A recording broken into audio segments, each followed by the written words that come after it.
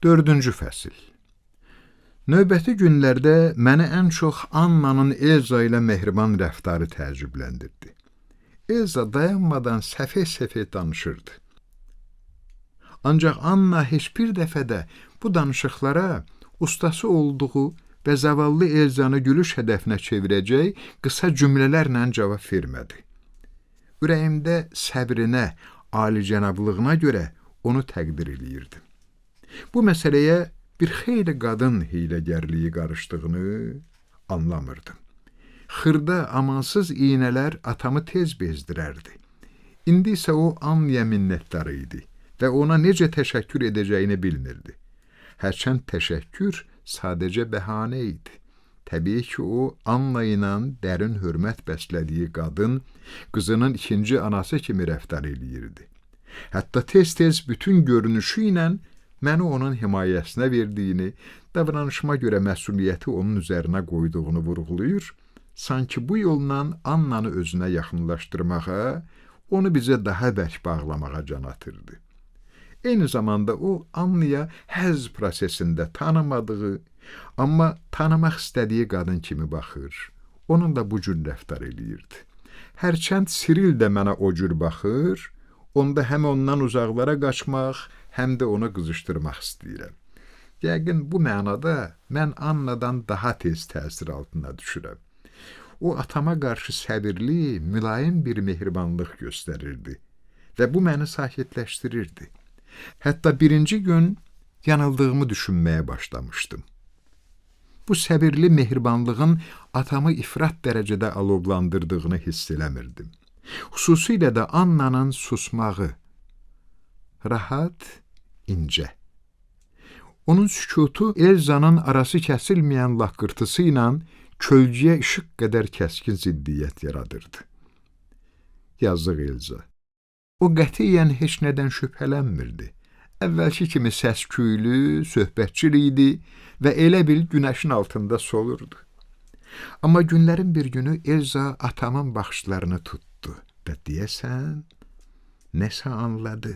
Nahardan əvvəl o atamın qulağına bir şey pıçıldadı. Atam bir anlıq üz-gözünü turşutdu, təəccübləndi, sonra gülümsəyərək başını tərpətdi.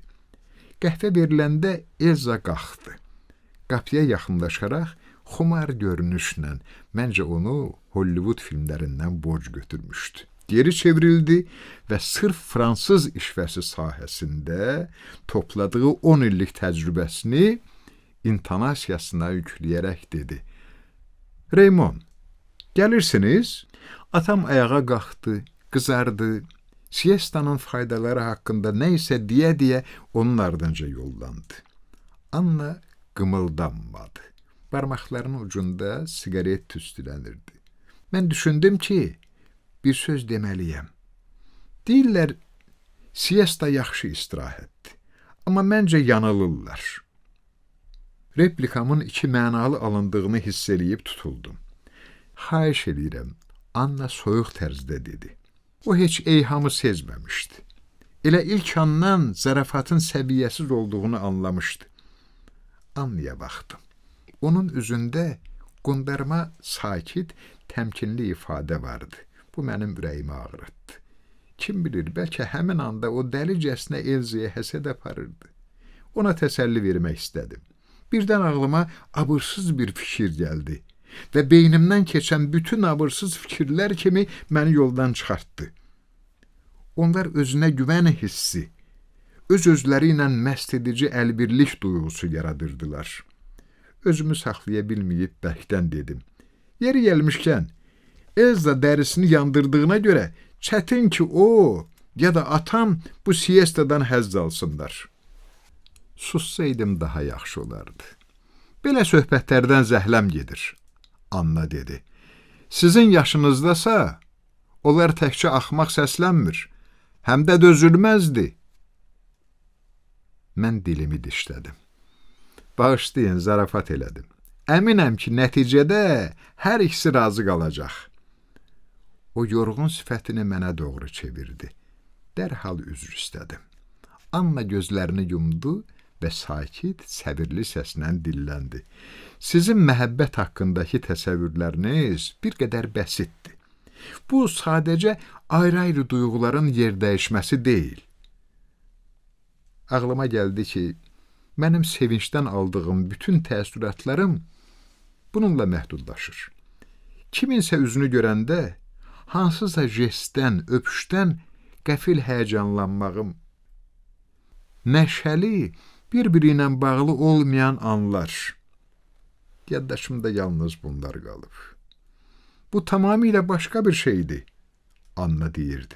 Bu, daimi nəvaziş, bağlılıq, kiməsə ehtiyac duymaqdır.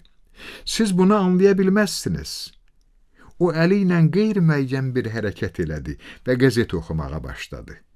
Annanın mənim duyğusal natamamlıqla belə laqeydcəsinə danışmağıma yox, hisslənməsinə üstünlük verərdim. Onun haqlı olduğunu düşündüm. Mən başqalarının buyruğu ilə heyvan kimi yaşayıram. Miskin və zəifəm. Özümdən zəhləm gedirdi. Bu isə son dərəcə xoşa gəlməz hissi idi. Çünki ona alışmamışdım. Əgər belə demək mümkünsə, özümü nə tərif, nə də təhqir naminə mühakimə edirdim. Öz otağıma qalxdım. Başımda qarışıq fikirlər dolaşırdı. İsti mələfədə o tərəf bu tərəfə çevrilirdim. Annanın səsi hələ də qulaqlarımda səslənirdi.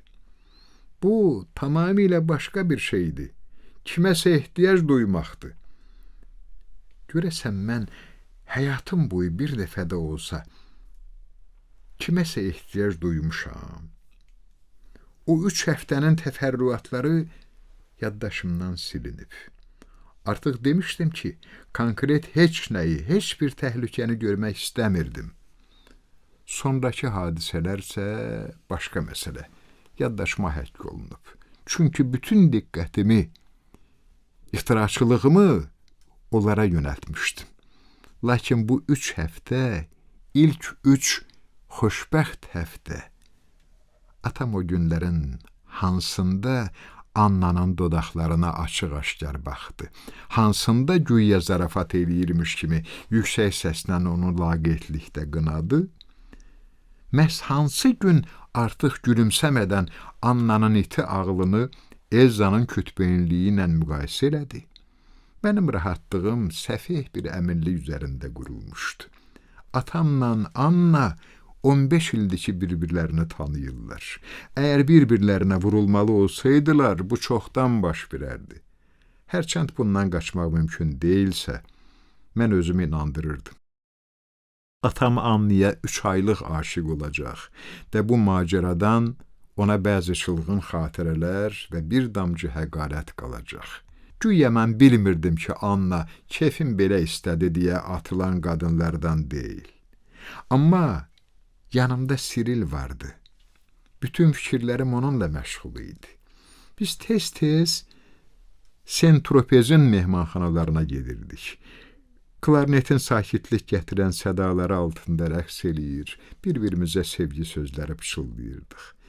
Düzdür, səhərlər o sözləri unudurdum. Ancaq deyildikləri anda çox şirin səslənirdilər. Gün ortaları yelkənli qayıqla sahil boyunca üzürdük. Hərdən atam da bizim yanımızda olurdu. Onun Sirildən çox xoşu gəlirdi. Xüsusilə də Siril krol üzmə yarışında ona uduzandan sonra. Atam ona oğlum deyir, Siril atama müsyo deyə müraciət edirdi. Mən isə qeyri-ixtiyarı özümdən onların hansının daha böyük olduğunu soruşurdum. Bir dəfə Sirilin anası bizi çaya dəvət elədi. O sakit, gülərüz, yaşlı xanım idi. Bizə analıq, dul qadınlıq qayğılarından danışdı. Atam gah baxır, gah da yaşlı xanımın boş yerə zaman itirdiyinə görə təəssüflənmirdi. Amma bu mənzərəni mehriban təbəssümlə izləyirdi. Evdə o, yaşlı xanımın füsunkar olduğunu dedi. Mən o tip yaşlı qadınlar haqqında ağzıma gələni söyləməyə başladım. Atamla Anna mənə istehzalı təbəssümlə, mərhəmətlə baxdılar. Bu məni özümdən çıxartdı. Məyər görmürsünüz o özündən necə razıdır? Mən qışqırdım. Öz həyatı ilə fəxr eləyir. Çünki borclarını yerinə yetirdiyini düşünür və... Amma o haqlıdır, Anna dedi. O, necə deyərlər, öz həyat yoldaşı və analıq borcunu yerinə yetirib. Bəs fahişəlik borcunu? Mən soruşdum. Mən kobud sözləri sevmirəm, Anna dedi. Hətta metafora olsa belə. Bu qətiyyən metafora deyil. O dünyadakı hər kəs kimi ərə gedib, ya sevdiyinə görə, ya da sadəcə belə alınıb. Uşaq doğub. Uşaqların necə yarandığını bilirsiniz? Əlbəttə, sizin qədər yaxşı yox. Anna kinayə ilə cavab verdi. Amma bu barədə bəzi təsəvvürlərim var. Hə, o həmin uşağa tərbiyə verib. Çox ola bilər ki, özünü xəyanətkar qadının keçirdiyi həyəcanlara, narahatlıqlara məruz qoymayıb. Başa düşün, o minlərlə digər qadınlar kimi yaşayıb, ancaq bununla fəxr eləyir. O qadın gəncliyindən bəri burjua xanımı, burjua həyat yoldaşı, burjua anası olub və bu vəziyyəti dəyişmək üçün barmağını da tərpətməyib. O nə isə eləməyi ilə yox, eləmədikləri ilə lovğalanır. Bu necə fəngiyatdır? Atam etiraz elədi. Bu axmaqlar üçün tələdir. Mən yüksək səslə dedim. Heç nə eləməyibsən deyə, özünə mən öz borcumu yerinə yetirmişəm, təlqin eləmək. Bax, əgər burjua mühitində doğulmuş o qadın küçə qızı olsaydı, onda afərin deyərdim. Bunların hamısı dəbdə olan, lakin bayağı mülahizələrdir, Anna dedi. Deyəsən o haqlı idi. Mən dediklərimə inanırdım. Amma başqalarının fikirlərini təkrarlayırdım. Bunun da belə mənim atamın həyatı bu nəzəriyyəni qüvvətləndirirdi. Anna da ona nifrət elədiyinə görə məni alçaldırdı. Başqa şeylər qədər zahiri dəbdəbiyə də sadiq qalmaq mümkündür. Ancaq Anna ümumiyyətlə məni düşünən varlıq kimi görmək istəmirdi. Hiss edirdim ki, dərhal nəyin bahasına olursa olsun, Annaya yanıldığını isbatlamalıyam. Heç ağlıma da gəlmirdi ki, tezliklə bundan ötürü münasib şərait yaranacaq və mən ondan yararlanacağam. Hərçənd bir aydan sonra eyni mövzuya tamamilə fərqli yanaşacağımı, düşüncələrimin dəyişəcəyini boynuma almağa hazır idim. Amma hardaydı məndə o alicənablıq?